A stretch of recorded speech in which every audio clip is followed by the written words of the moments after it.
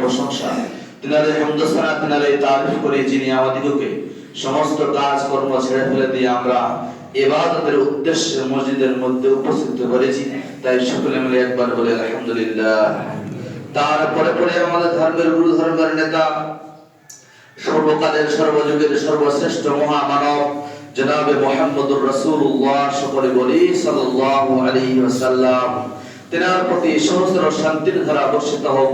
আল্লাহুম্মা সাল্লি আলাইহি ওয়া সাল্লিম বারিক আলাইহি।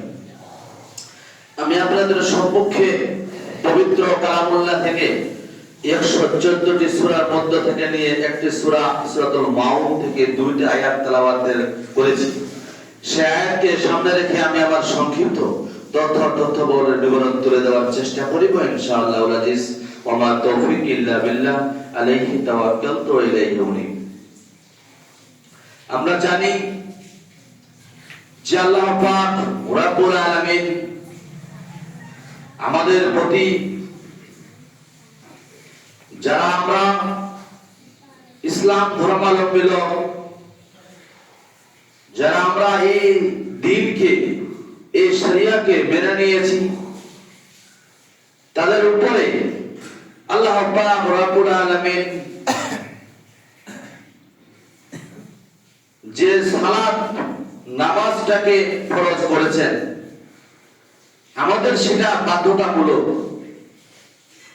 অনেক ধরনের সালাত রয়েছে, ফরজ, সুন্নাত, নফল, ঈদুল আজহা, ঈদুল ফিতর, জানাজা। সেই সালাত, আমাদের ফরজ সালাতটা হচ্ছে বাধ্যতামূলক। এটা আল্লাহ পাক রব্বুল আলামিন পবিত্র কোরআনে জায়গায় জায়গায় বলেছেন সালাতের কথা। শুধু তাই নয়, প্রিয় নবী হযরত মুহাম্মদুর রাসূলুল্লাহ সাল্লাল্লাহু আলাইহি সাল্লামের মুখের বাণী থেকে তিনিও প্রমাণ করেছেন যে ইসলামের 5টি খুঁটি, ইসলামের 5টি স্তম্ভ, ইসলামের 5টি রুকন, তার মধ্যে একটা হচ্ছে সালাত। এই যে আমরা আজকে সালাত আদায় করি, যারা আজকে আমরা নামাজি, যারা আজকে আমরা সালাত আদায় করছি, তাদের উদ্দেশ্যে 114টি সূরার মধ্য থেকে নিয়ে একটি সূরাতুল মাউনে আল্লাহ পাক রব্বুল আলামিন তাদের জন্য ঘোষণা দিচ্ছেন যে ফাওয়াইলুল লিল মুসাল্লিন, ওই সমস্ত নামাজীদের জন্য ওয়াইল নামক একটা জাহান্নাম আল্লাহ পাক রব্বুল আলামিন তৈরি করেছেন। এখানে যারা নামাজ পড়ে না তাদের নয়, যারা নিয়মিতভাবে সালাত আদায় করে না তাদের বিষয় নয়। বিষয়টা হচ্ছে ওখানে যারা নিয়মিত সালাত আদায় করে, যারা নামাজি বলে ঘোষিত, ওই সমস্ত লোকদের জন্য আল্লাহ পাক রব্বুল আলামিন বলেন ফাওয়াইলুল লিল মুসাল্লিন, ওয়াইল নামক একটা জাহান্নাম রয়েছে, সেটা মুসাল্লিদের জন্য, নামাজীদের জন্য। সেই ওয়াইল নামক জাহান্নামটা কেমন? মুফাসসিরুন কেরামরা বলছেন সেই ওয়াইল নামক জাহান্নাম বিশাল জাহান্নাম। সেই জাহান্নামের মধ্যে একটা গর্তের মতো, ডালার মতো রয়েছে। সেখানে জাহান্নামীদের পিঠ, সেখানে জাহান্নামীদের দুর্গন্ধ, সেখানে জাহান্নামীদের পুঁজ, সেখানে জাহান্নামীদের রক্ত সেখানে এসে জমা হবে। আর সেই জমানো জায়গায় ওই সমস্ত নামাজীদেরকে, ওই সমস্ত মুসাল্লিদেরকে উসমে ডাল দেয়া যায়গা। ওই সমস্ত মুসাল্লিদেরকে ওখানে ডালা হবে, ওখানে প্রবেশ করানো হবে। তারা কারা?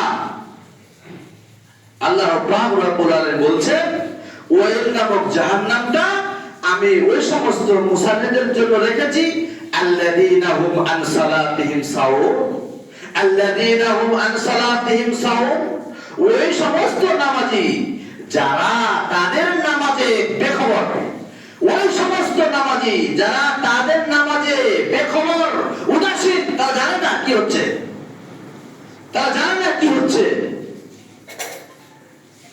মন মানি, যাকে বলা হচ্ছে মন মানি, যারা মন মতো ইচ্ছাকৃত ভাবে নিজের মন মতো সালাত করে, তাদেরকে উস জাহান্নাম মে ডাল দিয়া জায়গা, ওয়াইল নামক জাহান্নামে তাদেরকে প্রবেশ করানো হবে। যারা নামাজের মধ্যে বেখবর, উদাসীন। আজকে আমাদের সমাজে অনেক লোক আমরা সালাত আদায় করছি, নামাজ আদায় করছি, কিন্তু আমরা জানি না কি হচ্ছে, আমরা জানি না কি নামাজটা হচ্ছে, হচ্ছে কি হচ্ছে না। আজকে ইচ্ছা মতো পড়ি না, আমি প্রমাণ করে দিতে পারি ইচ্ছা মতো নামাজ পড়ি না। এমন আড্ডাখানায় রয়েছি যেখানে আমরা, এমন আড্ডাখানায় রয়েছি যে আড্ডাখানার মাগরিবের সময় হয়ে গেছে, সেই আড্ডাখানায় থেকে আমরা মাগরিবের সালাতকে কাজা করেছি। এমন লোক আছে সেই আড্ডাখানায় মাগরিবের সালাত ছেড়ে দিয়েছে। এমন লোক আছে বিস্তারের মধ্যে, মানে আরামদায়ক বস্তুর উপরে, আরামদায়ক জিনিসের উপরে, খাড়ার উপরে বসে সালাত করছে। এই সমস্ত লোকেরা বেখবর। এমন লোক বেখবর আছে যারা মাঠে কাজ করছে, ওরা নামাজের মধ্যে বেখবর। ওরা সালাত টাইম হয়ে যায়, আযান মুয়াজ্জিন দিচ্ছে, তবুও তাদের নামাজের কোনো ধ্যান ধারণা নাই। আল্লাহ পাক রব্বুল আলামিন বলছেন, ইন্না সালাতা কানাত আলাল মুমিনিনা কিতাবান মাওকুতা। আল্লাহ পাক রব্বুল আলামিন বলছেন, নিশ্চয়ই সালাত মুমিনদের উপরে নির্ধারিত সময়ে নাযিল করা, ফরজ করা হয়েছে, মওকুত করা হয়েছে। নিশ্চয়ই সালাত মানুষদের জন্য, মুমিনদের জন্য নির্ধারিত সময় আছে। এর সময় আপনি আসরকে জোর করতে পারেন না, জোরকে আসর করতে পারেন না, মাগরিবকে এশা করতে পারেন না, ফজরকে জোর করতে পারেন না, এইভাবে আপনি করতে পারেন না। যারা বেখবর, নামাজে উদাসীন, ওই সমস্ত লোকদের জন্য জাহান্নাম নির্ধারিত করে রয়েছে। ওই যেমন নাও জাহান্নামে, সেখানে নামাজীদেরকে ঢোকানো হবে। সেটা আমি বলিনি, আল্লাহ পাক রব্বুল আলামিনের পবিত্র কালামুল্লাহ থেকে ঘোষিত, পবিত্র কালামুল্লাহ থেকে ঘোষিত। আজকে আমরা আজকে সেই নামাজে উদাসীন, বেখবর, আমরা জানি না কি হচ্ছে। অথচ আমরা কাজ করছি, অথচ আমরা আড্ডাখানা থাকছি, ইচ্ছাকৃত ভাবে সালাতকে পরিত্যাগ করে দিচ্ছি, আবার ইচ্ছাকৃত ভাবে পড়ছি। এটাই হচ্ছে মন মানি, এটাই হচ্ছে বেখবর, এটা হচ্ছে উদাসীন, যেটা মানুষ আজকে বুঝতে চায় না। চলে আসি মুসলিম সমাজ, সাহাবাদের দিকে চলে আসি, তারা কিভাবে সালাত আদায় করত।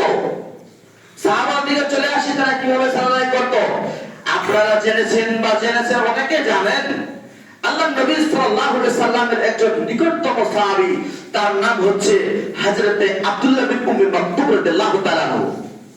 হযরতে আব্দুল্লাহ বিন উম্মে মাকতুম রাদিয়াল্লাহু তাআলা আনহু, সেই আব্দুল্লাহ বিন উম্মে মাকতুম রাদিয়াল্লাহু তাআলা আনহু আল্লাহর নবীর কাছে সাল্লাল্লাহু আলাইহি সাল্লামের কাছে এসে 5-6টা ওযর নিয়ে আসছে।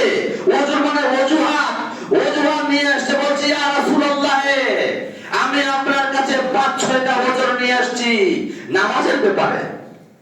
কি ওযর? সে আব্দুল্লাহ বিন উম্মে মাকতুম রাদিয়াল্লাহু তাআলা আনহু, তিনি ছিলেন অন্ধ। আমরা জানি, হাদিসে এসে প্রমাণ, তিনি অন্ধ ব্যক্তি।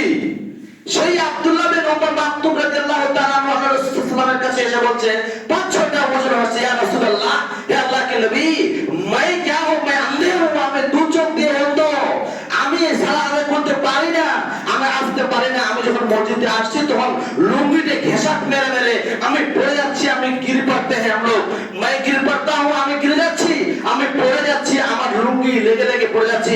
এমন কি আমাকে যে মসজিদে হাত ধরে কেউ নিয়ে আসবে, এমন আমার বাড়িতে লোক নেই। ইয়া রাসূলুল্লাহ, আমি কি বাড়িতে সালাত আদায় করতে পারবো? নবী করিম সাল্লাল্লাহু আলাইহি ওয়াসাল্লামকে প্রশ্ন করছেন, তিনি ওযর নিয়ে আসছেন, ওযুহাত নিয়ে আসছেন, আমি কি পড়তে পারবো? হযরত আব্দুল্লাহ বিন উম্মে মাকতুম রাদিয়াল্লাহু তাআলা আনহু, তিনি বলছেন, আমি কি আমার কেউ নেই আমাকে মসজিদ পর্যন্ত আমাকে নিয়ে আসবে আর আনবে, আমি তো পারছি না, কি করবো ইয়া রাসূলুল্লাহ?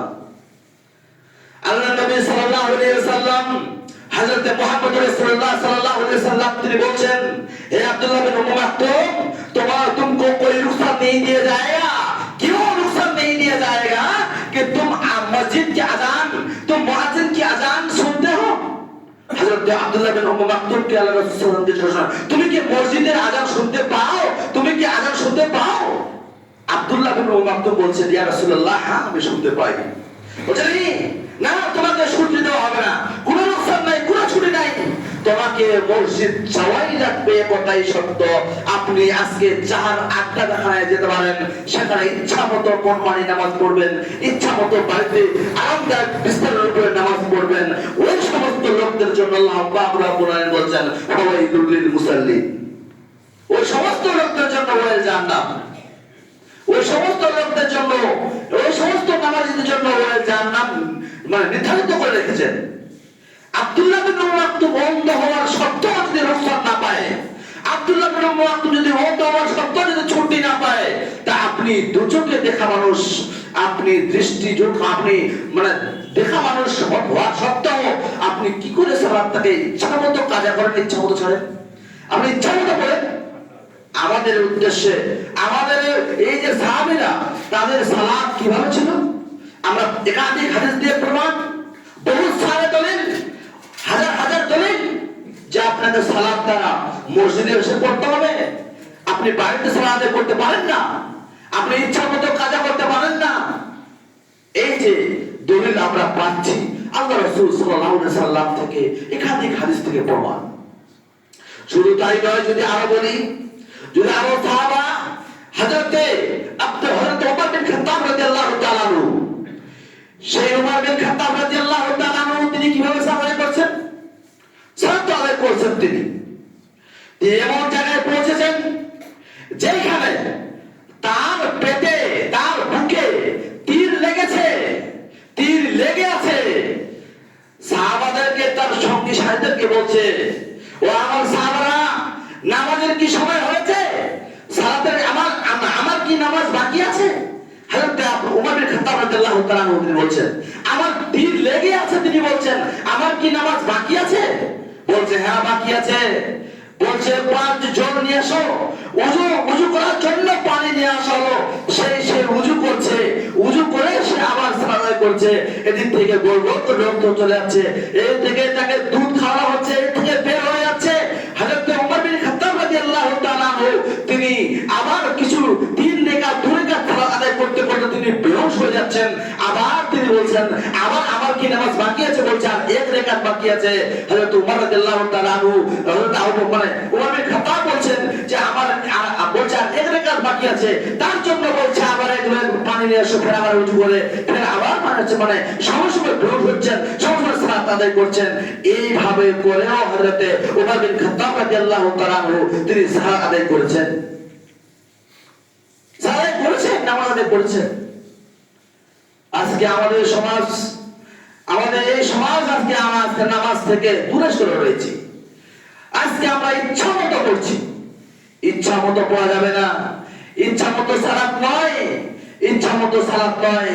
মুমিনদের উপরে, যারা মুমিন মুত্তাকি, তাদের উপরে সঠিক ওয়াক্ত নির্ধারণ করা হয়েছে, সঠিক টাইম। যারা আল্লাহ পাক রব্বুল আলামিনের আইনগুলোকে, যারা কালেমা শাহাদাত বলে ইসলামের সুশীতল ছায়াতলে নিমজ্জিত, যারা সুশীতল ছায়াতলে এসে মানে আছে, যারা বিধান যাদের উপর চেপে আছে, আমাদের উপর তো বিধান চেপে আছে ভাই, আমাদের উপর তো বিধান চেপে আছে। আমরা যত মুসলিম, আমাদের তো আব্দুল সাত্তার, আব্দুর রহমান, আব্দুল জব্বার, আমাদের তো নাম আমাদের মুসলমান, আমরা যত মুসলমান, আমাদের প্রতি বিধান চেপে আছে, তবুও আমরা বিধানকে উল্লঙ্ঘন করে দিয়ে আমরা ইচ্ছা মতো জীবন যাপন করছি। এটা নয়, এটা আমরা ইচ্ছা মতো জীবন যাপন করতে পারি না। যারা মুমিন, তারা ব্যক্তি, যারা মুমিন ব্যক্তি হবে, তারা কোনোদিন এইভাবে করবে না। তাহলে চলে আসি, শুধু তাই নয়, একাধিক সাহাবাদের জীবনে যদি আমরা দেখি তারা কিভাবে সালাত আদায় করেছে। শুধু তাই নয়, যায়েদ বিন সাবিত রাদিয়াল্লাহু তাআলা আনহু তিনি কি করেছেন, তিনি কিভাবে সালাত আদায় করেছেন। তিনি যখন বয়স হয়ে গেছে, বৃদ্ধ অবস্থায় হয়ে গেছে, এমনকি সে আজকে যাদের বৃদ্ধ হয়ে যায়, যাদের বয়স হয়ে যায়, কখন কি কথা বললো এদের যারা হুঁশ থাকে না, এই সমস্ত লোকেরা আবার মরে যেতে চায়, মানে টাউন বাজারে যেতে চায়, ওদের আশা। আর সেই সাহাবীরা তারা কি করেছেন, বৃদ্ধ অবস্থায় তাদের ছেলেদেরকে বলছে, গাওয়ালাকে বলছে, গ্রামবাসীকে বলছে, আমার গ্রামবাসী শুনে রাখো, আমরা আমাকে সালাতের জন্য নিয়ে চলো, মসজিদে সালাতের জন্য নিয়ে চলো। ওরা বলছে কি এখানে নামাজ পড়ো, ইশারায় পড়ো, ইশারায় পড়ো না, ইয়া বোনাইয়া, আমার সন্তান, আমার বৎস, আমার সন্তান শুরু না করাও, আমাকে নিয়ে চলো মসজিদে। এইভাবে করে দোকান ধরে মসজিদে নিয়ে আসলো। লোকটা মাগরিবের সময়, মাগরিবের সালাতে লোকটা ইন্তেকাল করেছে। যা বলতে চাচ্ছিলাম যে তাদের সাহাবাদেরকে, তারা যে সালাত করেছে, তাদের শখ যে আমি মসজিদে যেতে পারি না, তাদের আশা আমি মসজিদে যেতে পারি না, বলছে আমাকে গ্রামবাসীদেরকে, তাদেরকে ভাই বোনদেরকে বলছে আমাকে মসজিদ নিয়ে চলো, ওখানে গিয়ে সালাতটা আদায় করবো। তাহলে বোঝা যাচ্ছে মসজিদের অনেক আমাদের মাহাত্ম্য গুরুত্ব রয়েছে, যেটাকে আজকে আমরা হেয় মনে করি, যেটাকে আজকে আমরা ইচ্ছাকৃত। আপনি কোথায় আছেন, মাঠে আছেন, বাজারে আছেন, আপনি সফরে আছেন, গোসল করুন, ধরে কাজটা আদায় করুন। যখন আসর গোসল করতে পারবেন আপনি চায়ের জায়গা দু পড়ুন, প্রথম পড়ুন। আপনি মাঠে আছেন, সেখানে সালাত আদায় করুন। আপনি কোনো খেতি খামারে আছেন, সেখানে সালাত আদায় করুন। আজ থেকে নিয়ে মানে মোটামুটি 20 বছর আগে দেখা গেছে লোকেরা, বাবাজিরা যেখানে টাইম হয়েছে সেখানে তারা উজু করে সালাতটা আদায় করেছে, এমনকি দেখা যাচ্ছিল। এখন লোক দেখা যায় না, এখন সেই লোকটা দেখা যায় না। তারা বলতে চাচ্ছিলাম, আপনি যেখানে আপনার সময় হয়ে যাবে সেখানে আপনি সালাত আদায় করবেন। এ ব্যাপার আল্লাহ পাক রব্বুল আলামিন বলেন, ফাওয়াল্লি ওয়াজহাকা শাতরাল মাসজিদিল হারাম, ফাওয়াল্লি ওয়াজহাকা শাতরাল মাসজিদিল হারাম। যেখানেই তোমার সময় হয়ে যাবে সেখানেই কিবলা করো, যেখানেই তোমার সময় হয়ে যাবে সেখানেই কিবলা করো, সঠিক টাইমে সালাত আদায় করার চেষ্টা করো। আল্লাহ পাক রব্বুল আলামিন পবিত্র কোরআনে ঘোষণা দিচ্ছেন যে আমাদের যেখানে সালাত আদায়, যেখানে সময় হবে সেখানেই মসজিদকে কিবলা করে নিয়ে, জায়গাটা কিবলা করে নিয়ে কিবলার দিকে হয়ে সেখানে আপনি সালাত আদায় করুন। আজকে আমরা যারা নামাজি, যারা আজকে আমরা সালাত আদায় করছি, আল্লাহর এই বিধানকে, এই চূড়ান্ততম বিধানকে, যে এই খুব ভাইটাল বিধানকে, এই ভাইটাল ফরজ বিধানকে আমরা যারা মানছি, খুব ভালো কথা, আমরা ঠিক আছে মানবো, কিন্তু আমাদের নামাজটা ইচ্ছা মতো পড়বো না। আমরা চেষ্টা করবো, যেহেতু আমাদের খেতি খাবারের লোক, আমরা যেহেতু চাষি লোক, আমরা যেহেতু চাষি লোক হওয়ার সত্ত্বেও হোক, আমরা চাষবাস করতে হবে, এই কথাই সত্য। কিন্তু যেখানে টাইম হবে সেখানে নামাজটা পড়ুন। আমাদের আপনাদের কাছে এটাই আবদার, আল্লাহ পাক রব্বুল আলামিন যেন আমাদেরকে সঠিক বুঝদান করে। সকলে একবার বলুন আমিন। আল্লাহ পাক রব্বুল আলামিনের কাছে দোয়া করি, আল্লাহ পাক রব্বুল আলামিন যেন আমাদেরকে এই যে আমরা 5 ওয়াক্ত সালাতকে যারা কন্টিনিউ ভাবে পড়ছি, আল্লাহ পাক রব্বুল আলামিন যেন আমাদেরকে ভালোভাবে পড়ার তৌফিক দান করে। সকলে বলুন আমিন। চলে আসি যে সমস্ত লোকরা আদায় করি না, তাদের জন্য কি, তাদেরকে কি করা দরকার, তাদের ব্যাপারে নবী করিম সাল্লাল্লাহু আলাইহি ওয়াসাল্লাম কি বলেছেন, তাদের জন্য নবী করিম সাল্লাল্লাহু আলাইহি কি বলেছেন। আল্লাহ রাসূল সাল্লাল্লাহু আলাইহি ওয়াসাল্লাম বলেছেন, মান তারাকা সালাত মুতাআম্মিদান ফাকাদ কাফার, যে ব্যক্তি মুতাআম্মিদান জেনে শুনে ইচ্ছাকৃতভাবে সালাতকে ছেড়ে দেয় সে কুফরি করলো।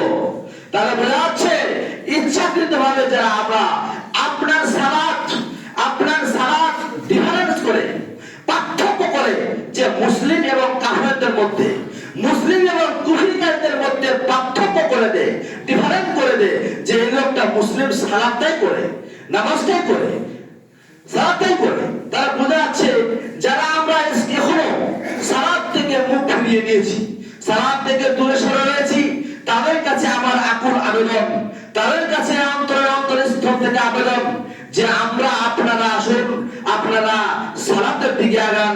নিশ্চয়ই সালাত খুব গুরুত্বপূর্ণ ইবাদত, নিশ্চয়ই সালাত একটি ভাইটাল ইবাদত। শুধু তাই নয়, সিলসিলাতুস সাহিহ হাদিস নাম্বার 599 নবী করিম সাল্লাল্লাহু আলাইহি ওয়াসাল্লাম বলেন, আউয়ালু মা ইউহাসাবু বিল আবদি ইয়াউমাল কিয়ামাহ সালাহ, ফাইন সাল্লাল্লাহু সাল্লাল্লাহু শাইরু আমালি ওয়া ইন ফাসাদা ফাসাদাল্লাহু শাইরু আমালি।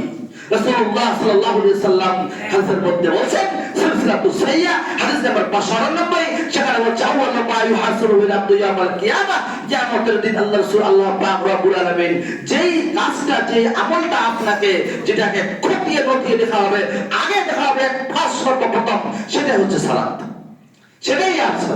যদি আপনার সালাত ঠিক থাকে, আপনার সমস্ত জিনিস ঠিক হয়ে যাবে, শায়ের আমালিহি, সমস্ত আমল আপনার ঠিক হবে।